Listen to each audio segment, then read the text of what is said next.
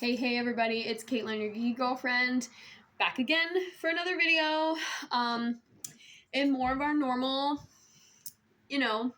place tonight, not in the car, not moving around. We're just gonna sit, have a chat about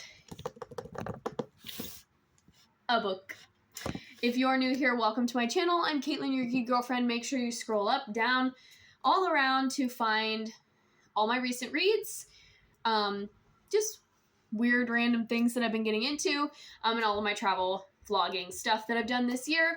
And also, if you are new here, make sure that you hit that red button and subscribe to my channel, especially if you like spooky books and thriller books, because it's October, so it is spooky season. And today we're talking about Survive the Night by Riley Sager. If you have been around for a while, you do know that I have read one of the Riley Sager books, The House Across the Lake, and I'll go ahead and just kill the suspense, as I say all the time. I did not enjoy this one as much as I enjoyed The House Across the Lake, but The House Across the Lake was like one of my first thriller books, like true thriller books and kind of like suspenseful. Oh.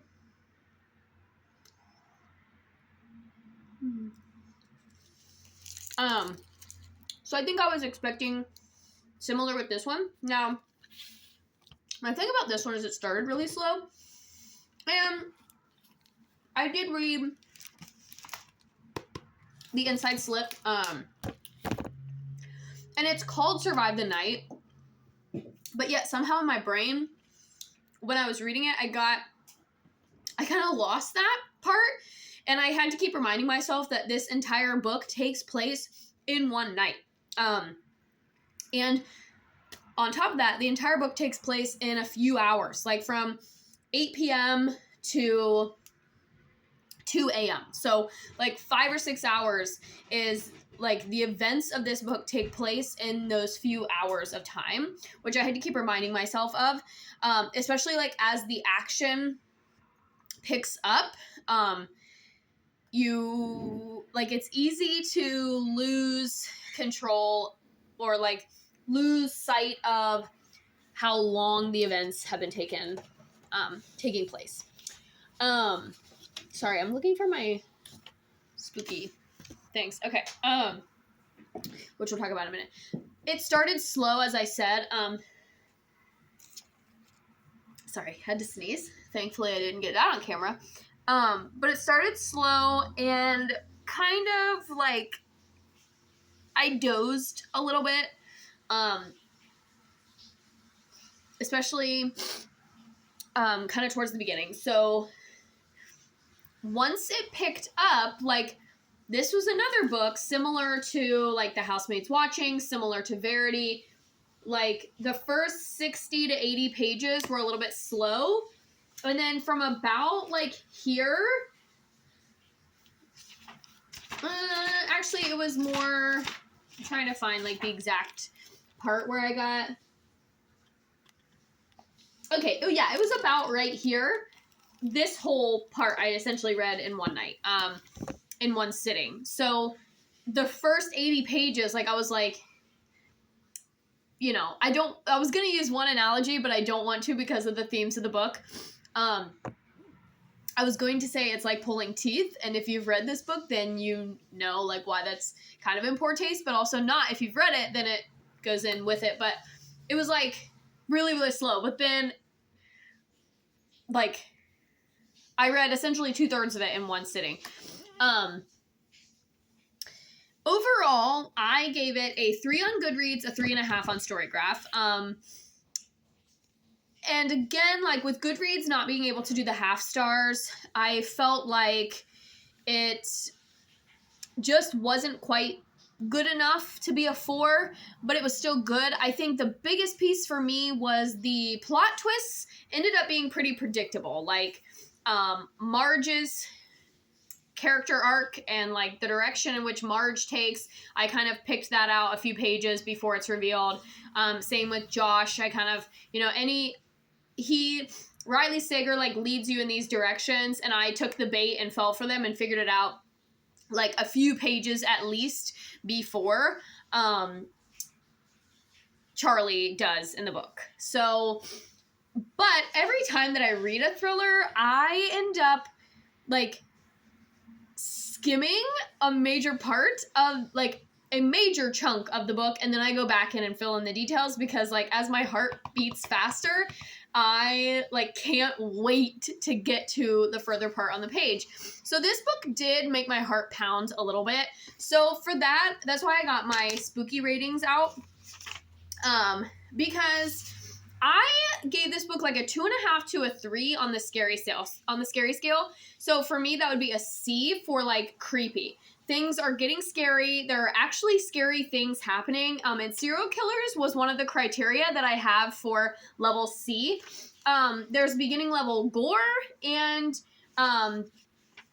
like kidnapping. So a big theme of this book is Charlie feels like she has been kidnapped. Now you do find out that that's not actually what happens, but in her mind, that's what she thinks is happening. So based on the spooky ratings that I did a full video on, if you are new here, make sure you go check that out. It's an entire video about how I rate my spooky books. I give this a 3. Now I will say for some people, it might not quite get to the level of a 3. So I gave it between a 2.5 to a 3. But, like, there is a serial killer underlying theme. Things are getting creepy and things are getting scary, but there's no actual jump scares. So for some people, a jump scare will be what takes it to the level 3. But based on my own ratings, it would be a 3 on the spooky scale, like a level C for creepy. And then a 3... So this book gets a 3 overall, a 3 for the spooky scale and a 3 just overall. Like I said, I felt it was semi-predictable, and the overarching, like, you know, it's almost like Inception, like the whole story, like the whole events of this car ride home actually are part of a bigger picture. And that was a little bit disappointing, I'm not going to lie. So the overarching plot that you find out at the very, very end, I was a little bit like, really? So I was a little bit disappointed in that. But overall, I wanted to jump on and review this before I take it back to the library. Would I read another Riley Sager book? Yes. I would say this one is a good one to start with. If you have never read Riley Sager before, read this one first, because I feel like if I would have read this one first before The House Across the Lake, I might have given this one a bit of a higher rating. But I've also been reading a lot of Frida McFadden lately, and she's a lot more psychological. This is like, I felt like I was watching a scary movie. So this one is 100% just thriller, not super psychological, but the whole premise is that Charlie feels like she's in the car with a serial killer. So definitely scary movie vibes where you're like, I was mentally screaming at Charlie like, ah, like you would in a scary movie. So depending, like some people might have rated this higher than I did, but for me, it was good. It's all of my books. I said this before when I did my other, like, how do I rate my books video? Everything for me starts at a 3. And if it bores me or puts me to sleep, then it goes kind of down towards the 2. And then it has to, like, really, really have a great plot or be kind of spicy, get that visceral reaction from me, has to keep me guessing, has to be like a really big shock. And this one was like almost there, just not quite. So it's not that it's a bad book. I just enjoyed The House Across the Lake better. But definitely a C on the creepy scale and the scary scale. A 3 overall, very consistent 3. And like I said, on Storygraph, I gave it a 3.5. Because I did read it quickly once I got into it, despite the slow start. And I think the slow start was what kept it from a 4 for me, was that it did drop into that 2 for, a few days when I was reading it. It was kind of hovering in that 2 to 2.5. And then it kind of, the ending kind of pushed it back into the 3. So I think if it would have started off a little bit quicker and I would have gotten into it a little bit quicker, it might have been a 4. And that's why I think I rated it a 3.5 on Storygraph. If you don't already follow me on Goodreads, you can find me at CaitlinM_ your geeky girlfriend. And yeah, I think that's it. And it is October, so I read this one. We're currently reading another thriller, and I have still like 4 library books to read, but I have a bunch of thrillers and even one horror book on my shelf that I would love to get to. So we will just see. But this was book number 36 for the year, so I'm pretty proud of myself. It's around this time of year where I start to think about goals for next year, and my goal for this year was 24, with 6 of those being nonfiction. I have 1 more nonfiction to read before the end of the year. And so I'm kind of starting to think about what I want to do next year. And I'm like, I'm probably going to get 40 books done this year. So, like, do I want to do that and then just try and beat that next year? So, anyway, maybe put in the comments how you decide your reading goal for the year. And yeah, also let me know in the comments, have you read anything by Riley Sager? If so, what is it? And would you read this one? Yeah, and if you've read this one, let me know what you think. If you have read this and you liked it, go ahead and give me a thumbs up on this video. And like I said, if you're new around here, go ahead and hit that red button. Now, the only last thing I'm going to say about this book is if you really like classic movies, especially classic horror movies, Psycho, Rear Window, The Birds, all, you know, Alfred Hitchcock type of stuff, Silence of the Lambs, anything like that.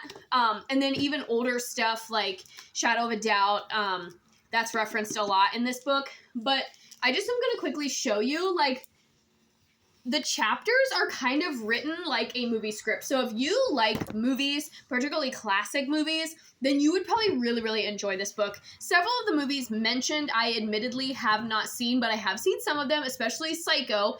And so if you, this is a great book for this time of year. Like, it feels like a scary movie. It references scary movies, and it is a great book for this time of year. So I will say that about this book, is if you're looking for a good Halloween book or a spooky story, this is a good one. So for that reason alone, I say give it a shot. But if you've read it and liked it, go ahead and give me a thumbs up. Hit that red button and subscribe if you like thriller books and you want to see me read more of them and review them. And if you just like talking about books in general, make sure you hit that red button and subscribe. Thank you all so much for watching, and I'll see you guys next time.